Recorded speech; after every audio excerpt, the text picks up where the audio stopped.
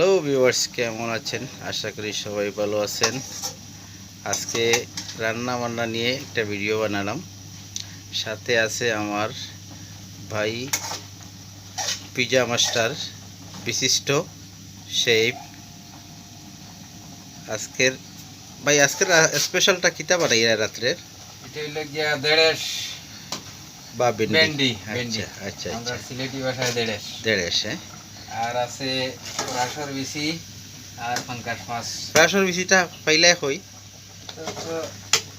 ফরাসর BC রান্দিয়া ডাইল ফরাসর আচ্ছা BC অন্য ফলানি হয়েছে। আচ্ছা আচ্ছা, মরুভূমিত ফরাসর বিসি প্রাসর বিচি আর জাতীয় মাছ ফাঙ্কাস মাছ। ফাঙ্কাস মাছ। জাতীয় মাছ ফাঙ্কাস মাছ। আচ্ছা, ফাঙ্গাস মাছ কিতা দেশও খাইছিলাই নি আর কোনোদিন? দেশে এখন গরিবর লাগে জাতীয় মাছ ফাঙ্কাস মাছ।